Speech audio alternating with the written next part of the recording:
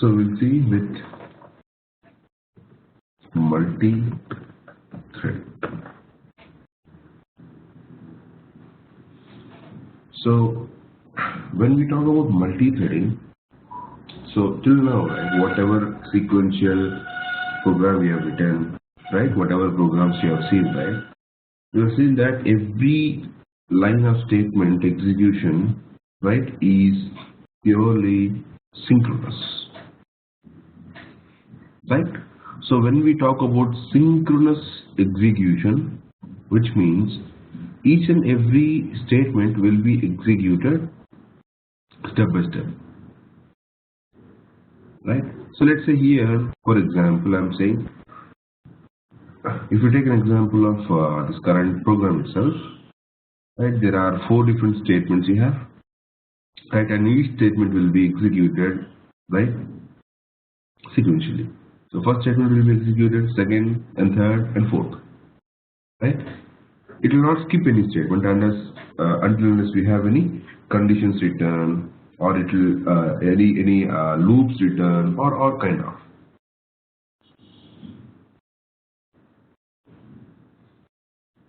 So until unless we have any specific conditions written, everything will go in a sequential, right?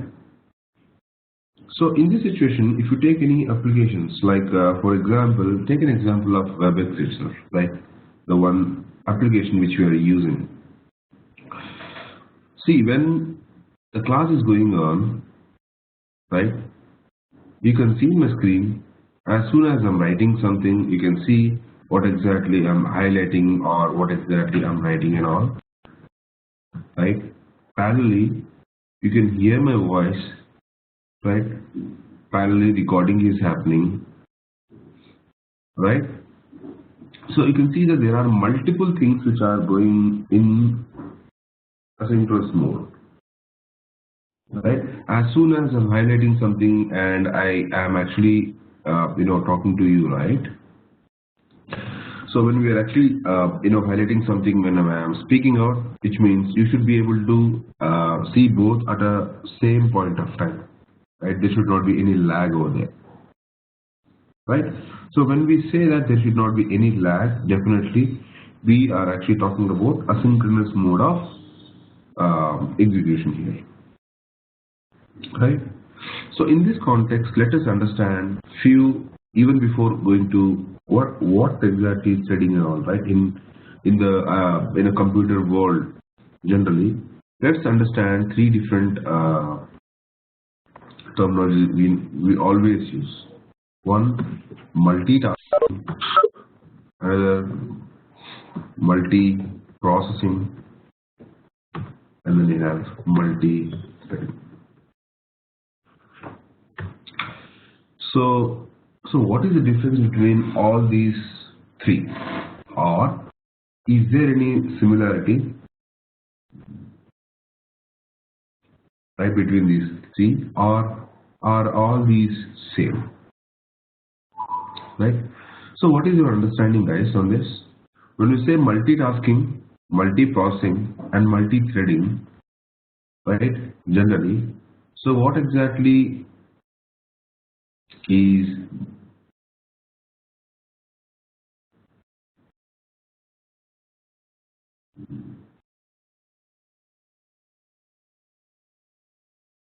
right? So do you guys see them as same?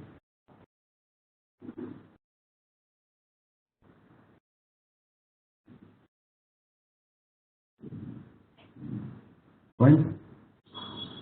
Anyways, okay. So here, let us understand these 3, and let us understand where exactly the multi-threading comes as part of our, right?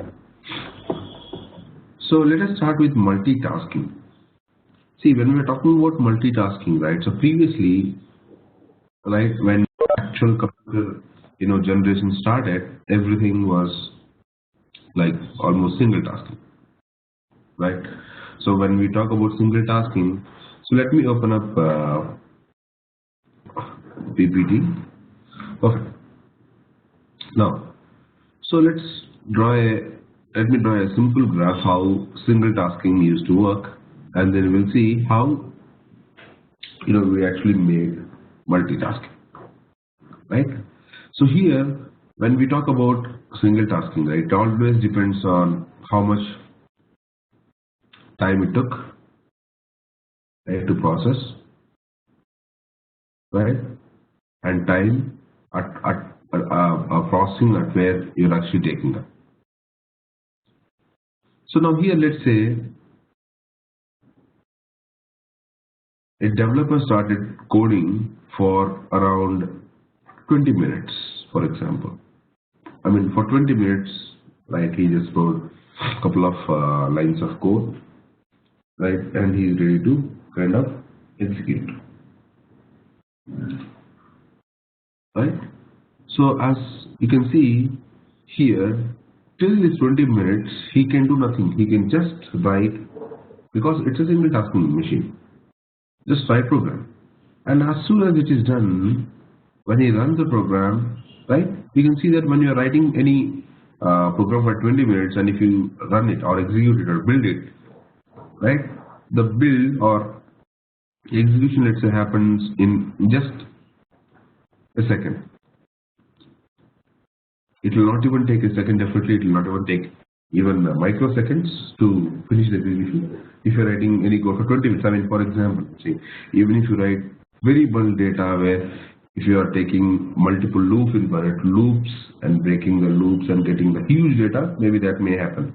But on an average, if you're writing some statements, right, average statements to actually do some arithmetic and all, let's say it took 1 second. So here you can see this 1 second is the processing time we are talking about. Right, again, let's say now this time, let's say he started coding for 30 minutes, right? And then you can see again he started execution, and you can see execution finished in again, for example, again 1 second. Okay. Similarly, let's say this time he again coded for 10 minutes, right? And when he started execution again, let's say around 1 second again, he finished it end to end, right? So now here, when we see this complete pattern, right? Now how it is working is the processor. The processor is something which is very important, and maintenance of processor is something which is costliest. You can see here, till this 20 minutes, right, processor was idle. It was not doing anything. But in order to make this processor up and running, right, definitely power will be invested, which means indirectly the cost is removed, right? And you can see across 1 hour, right, only for 3 seconds at the most for 3 seconds this processor was used. And now you can understand why single tasking will always be issue with respect to cost, with respect to time, with respect to the right, so many aspects. But this is the reason why there has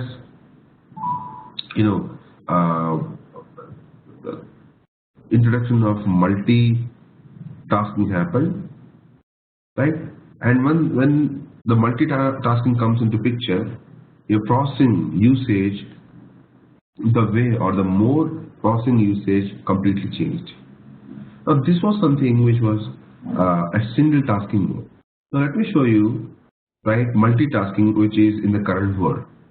See, when I talk about a task, right, everything you do, you open a Microsoft Word, it's a task. You open a Chrome, it's a task. You open Visual Studio, it's a task, right? Open up any Word or Excel, PPT, PDF, go to meeting or WebEx, open up anything. It's a single task, right? So now every machine will have a processor, right? Now, so how in general current tasks work are in this way. So let's say I have a machine and which is a single processing machine, let's say.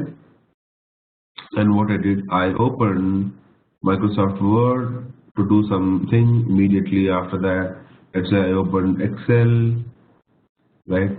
Let's say I opened Media Player, right? Let me call it as MP Media Player, and then let's say I try to open Skype, right? So now, see, when I say parallel, right, each one of these are called as a task, right? So when I'm calling parallel, which means when I click on Word document, let's say Word, when I say Word document, it's existing Word document, right? Where let's say there are some 200 pages with huge, very huge images being copied into it, for example. And definitely, as soon as I click, it will not open, right? Definitely, it needs some processing speed to open up. Similarly, let's say your Excel, and let's say you are actually opening up some thousand plus pixels video you're opening, right? And let's say you are actually going to call someone through Skype.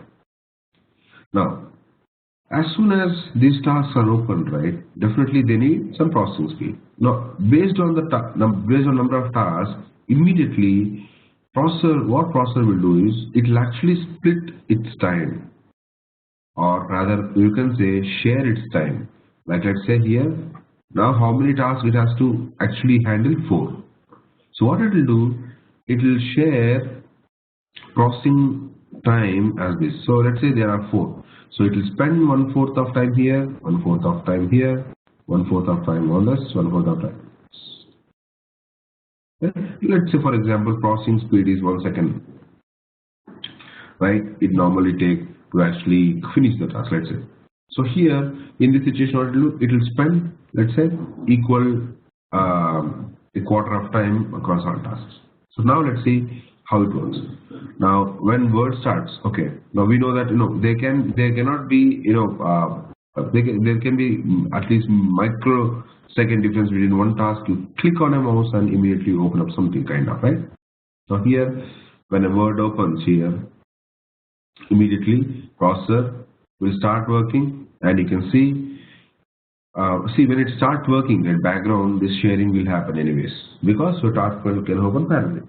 Now it will spend 1/4 of second in here. So let's say when I say 1/4 of second, Microsoft Word, I hope you guys know whenever you open Microsoft Word, it will open a start screen, small start screen saying Microsoft Word is opening, and it will show all the plugins loading. Let's say it is at the screen mode.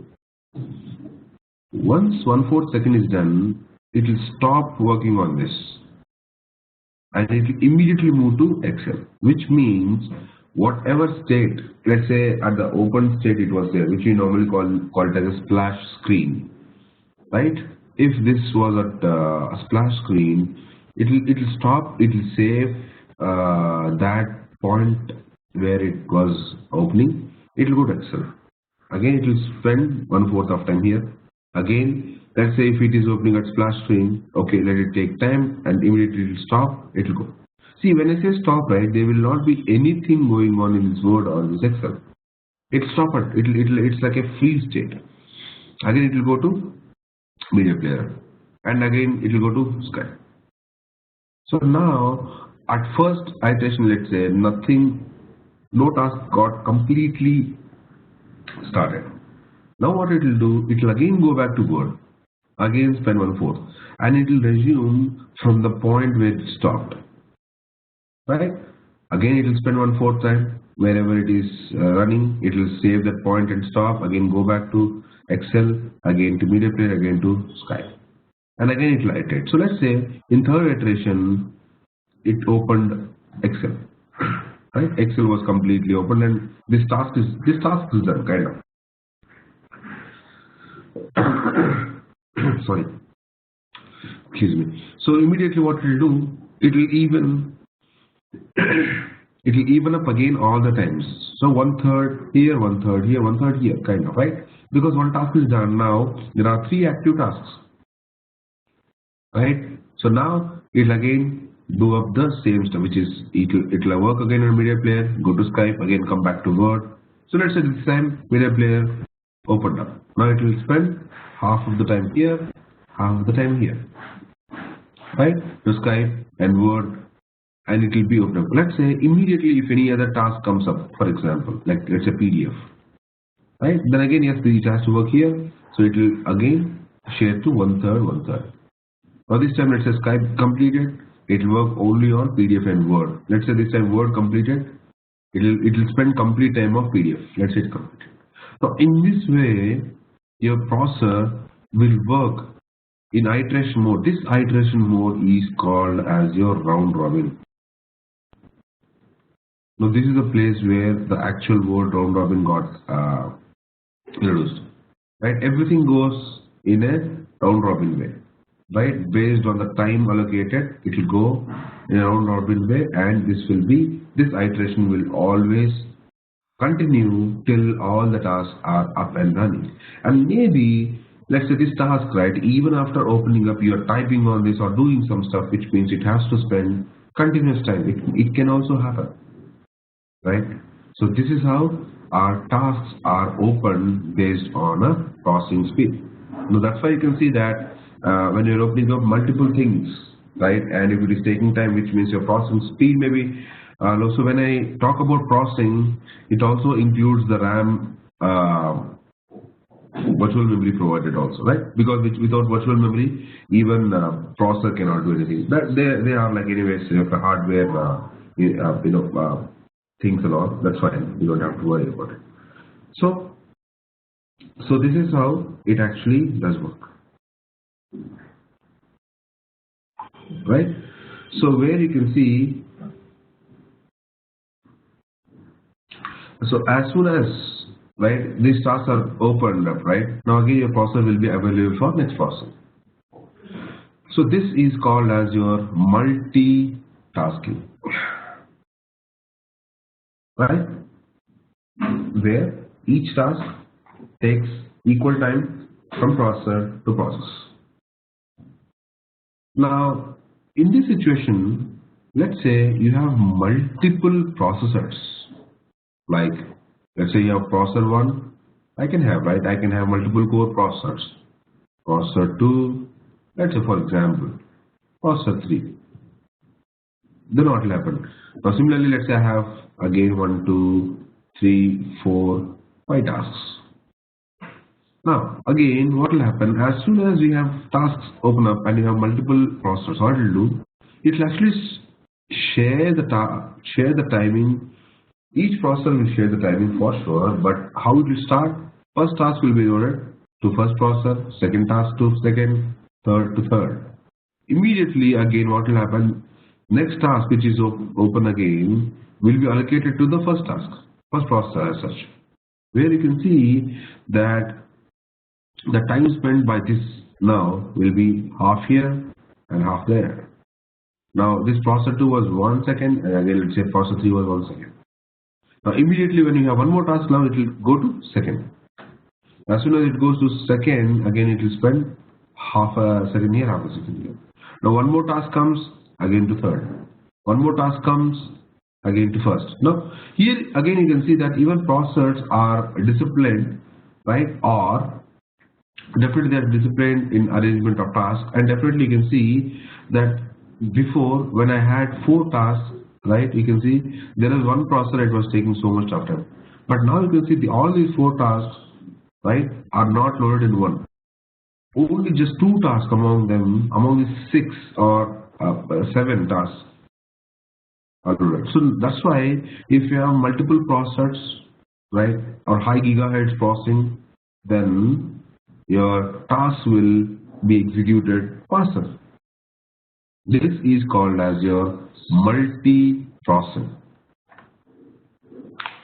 That's important, right? So each task we said, right, Word, Excel, and so on.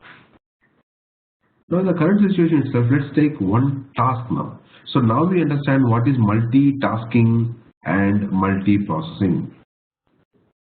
Now let's go one step down and see what happens in Microsoft Word normally. See, when you, let's say for example, you started Microsoft Word, and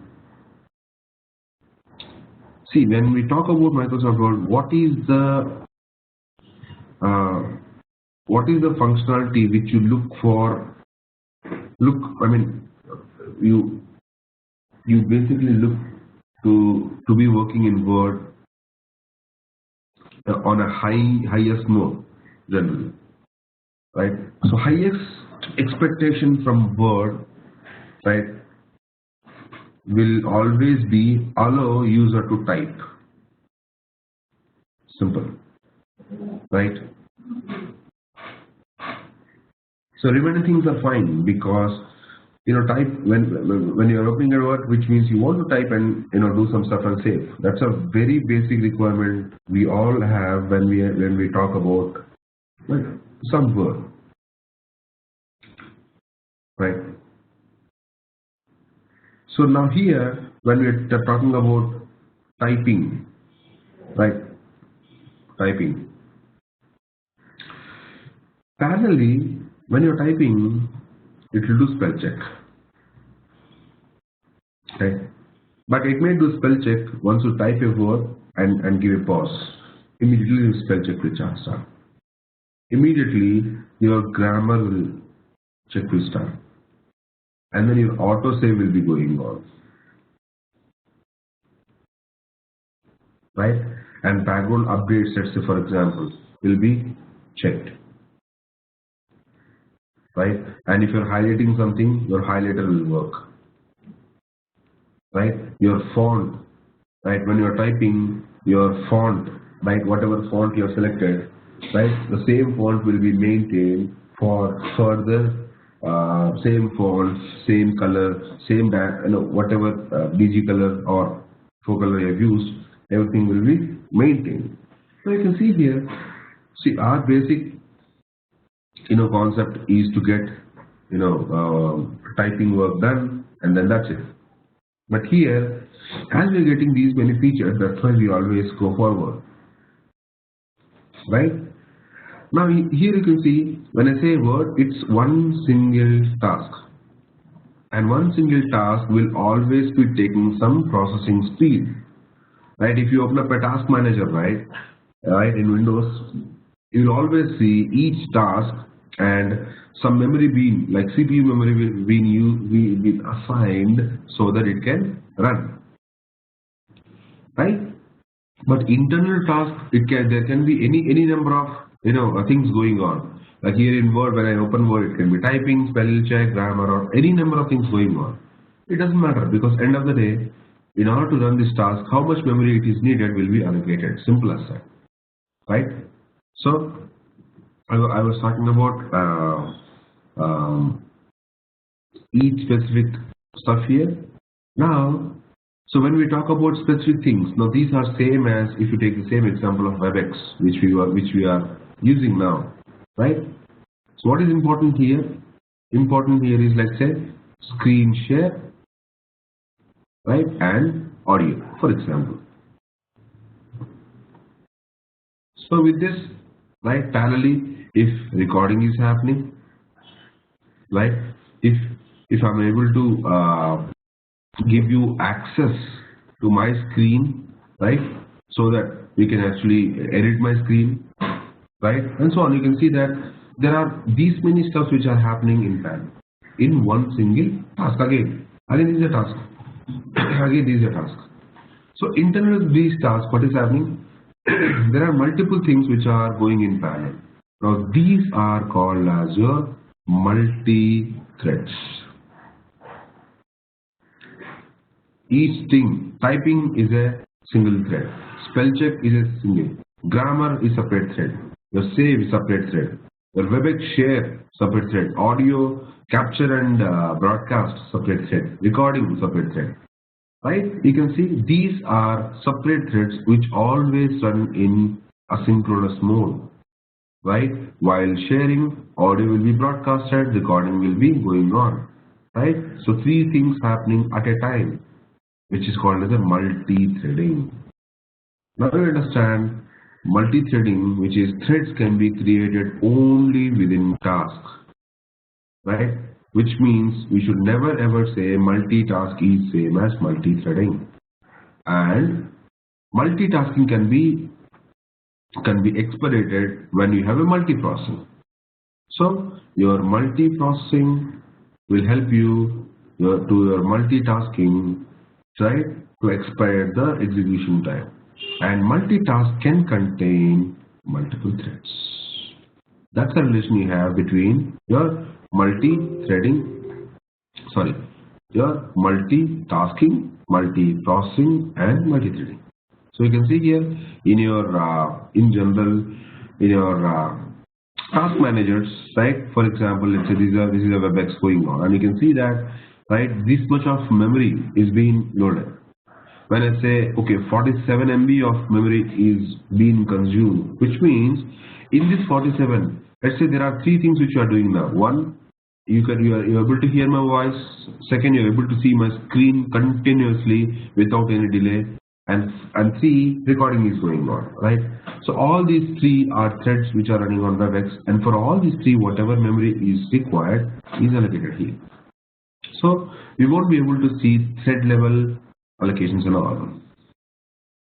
That's your task, right? So that is your tasking, processing, and threading. This is how it generally works. You see. Now, basically, as we always talk about developing application, right? So when we say developing application, which means we are talking about tasking, developing a task. Simple as it, right? Developing a task. So internal task, I can have any number of parallel threads, right? So anyways, we'll see how to create that. Now, so let me create a separate project here.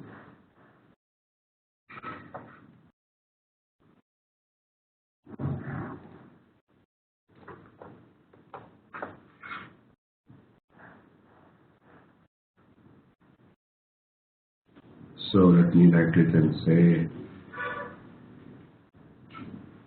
add new project.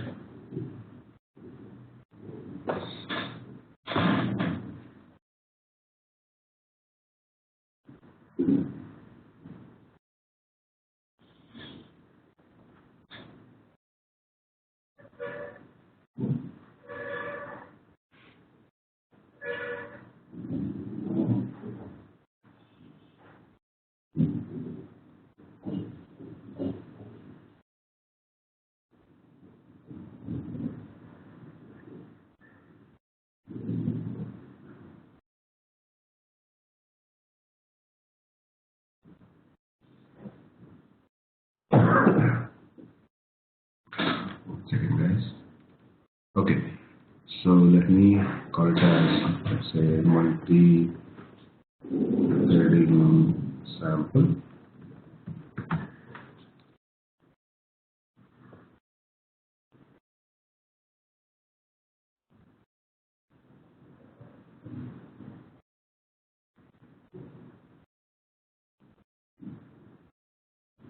So let me make it as a start a project, right? So now, so let me show you how it actually works here. So we have console dot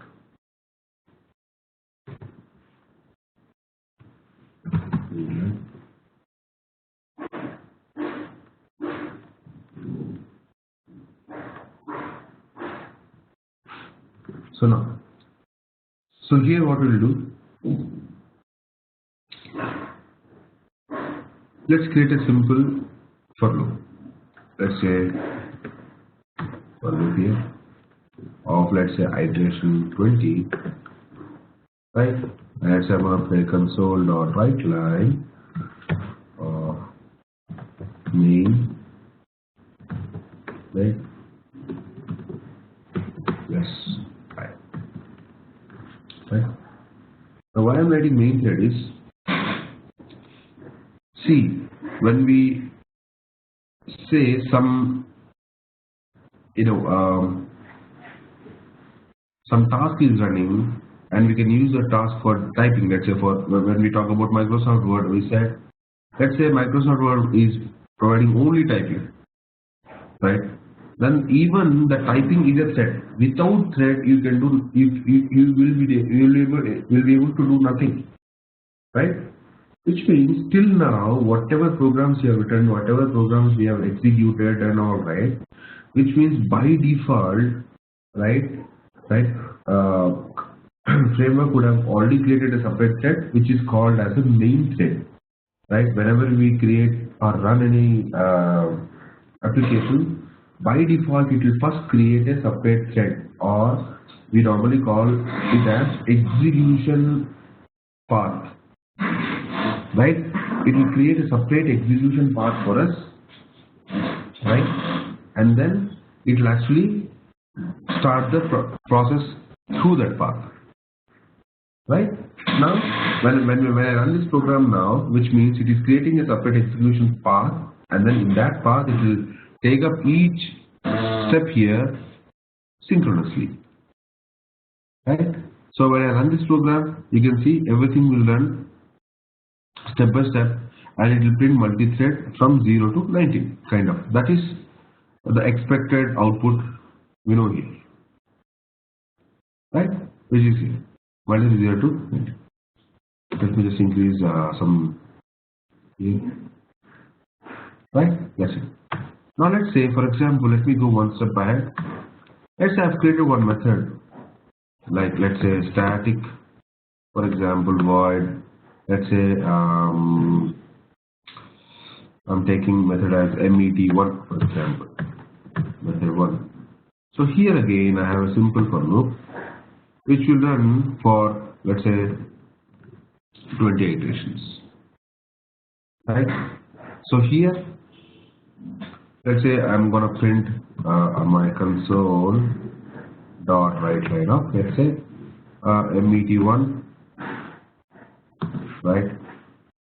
Or I will say child met1, let's say I'm printing I. And for example, I'm gonna call met1 from here, which means as is a static method, I created one more static method so that I can call it directly. Simple as that. Okay. So now what I'm doing, I'm actually running my loop, which is main method, which is a main loop here, which will do iterations from 0 to 20, right? And so once we complete all the iterations, then what we are doing, we are actually calling a method called met1, method 1, and this method 1 will give us will be started once the main for loop is done, and then it will start met1, where met1 will complete, and then it will come back to main. That's how it happens. Everything goes in a sequential or a synchronous way. You can see here. First it will complete the main thread, which is this loop, right? Until unless it completes this, right, it will not go to next step. What is next step? Next step is met1, and then you can see it started. But my intention was to run these two for loops parallelly. I don't want to see, okay, wait till this loop completes and then it starts, because, right, you're getting it. So these are two different functionalities, right, and we have to call this. Yeah, if we, yes, Gopichan, I mean, see, if I don't call, if I don't want to call met1, which means you don't even want this functionality to run, right? As I want to run this functionality, definitely I have to connect it through my startup point. So that's why I call this met1, right? If I don't call met1, yes, definitely it will not trigger. It will not even trigger.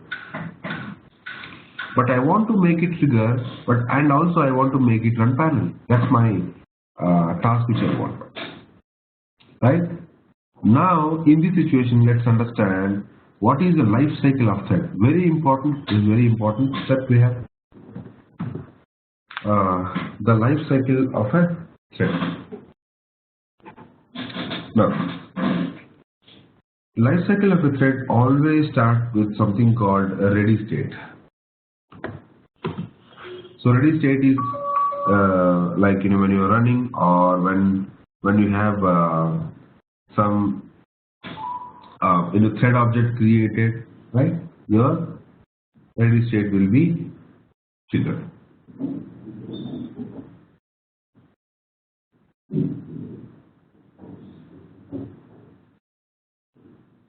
Right?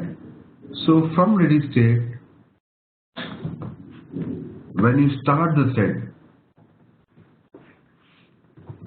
when you use something called start, then thread will be moved to something called running state.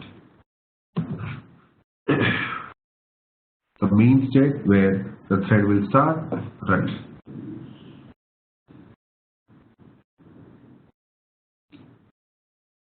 Now from running state, one thread can be either moved to pause, right? And when we are talking about pause state, which means here I am using something called sleep mode, which means any thread when we use sleep, we're gonna see each and every step, don't worry. Right? It is going to go to pause mode. So ready state to running state. So from running state, either it can go pause. So when I say pause, what does it mean? It is reversible, right? Right? So running can go to pause and after some time get back to running. Simple as that. Or from running state, it can go to stop state or something called aborted state. Right? So here, let's say you are going to abort the thread. Now these are life cycle steps of thread we have. So ready, when there is a thread ready, we normally point to which function has to run, and as soon as we trigger the start, it will immediately run, and then it can go to pause. If it is going to pause, it will come back to running state again, and end of the day, it is going to go to aborted mode. Right? We'll see this step called abort, right, or stopping of the thread. Now the step is very important, right? And while doing this, we have to be we have to actually depend on some logic or stuff instead of actually directly killing the thread. How we learn knowing. Okay, so here when we're calling about ready state, running state, pause state, and aborted state, right? The first state you can see is your ready state and running. So here I'm just taking the same example here again. See, when I say when I run this program, I'm not even using a concept of separate creating any thread. We haven't even started creating a thread now. But when I run my program internally, what it does, it will create its own main thread and then it will start the execution, right? Which means as soon as I run my program, what will happen? It is in my running state, right? And then I can go to, which means my program is already started. And as soon as the main method is done, right? What it will do? It automatically abort it. But we are not making it pause, which means ready state, running state, aborted state is already happening even if you don't create any thread, right? But if you want to create any pause, let's say here, let me create a pause and show you in this for loop, right? Let's say each iteration I want to stop, make some pause and then get back. So here, in order to do that, you can use something called the main namespace which you are going to use is system.threading, where I can use something called thread.see, you have something called sleep method. And here you have to give some milliseconds. Let's say, for example, I'm going to give some 200 milliseconds sleep here. So I'm going to take same 200 milliseconds sleep and I'm going to give it to my method 1 also. Right? So now when I run my program, see what will happen. See, it is printing my data, but it is printing where I can feel the pause here. 200 milliseconds is almost like you can see that, right? So this is how we generate something called pause. It was running, went to pause, back again, went to pause, back again. Where I'm using sleep, which means it is reversible. And as soon as my complete execution is done, this loop is done, this loop is done, it will be waiting here. As soon as I enter, see, my program is completed. That's your aborted set. You can see here, which means internally there is already this life cycle going on. Right now, using the same life cycle itself, we are going to see, right, in our tomorrow's class, how to create our own thread, right, and map it to we are going to see how we can actually create our own thread and map my MET separate method and make this thread run parallel, right, where you have this and this thread running parallel, running completely as a parallel mode, right? So this step we'll see in tomorrow's class, right?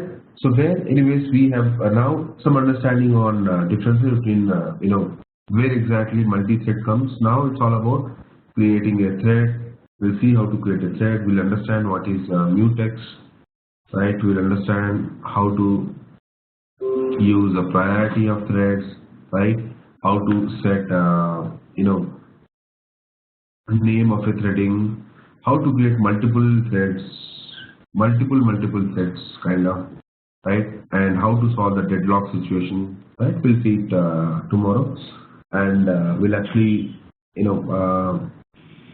start collections in tomorrow's class.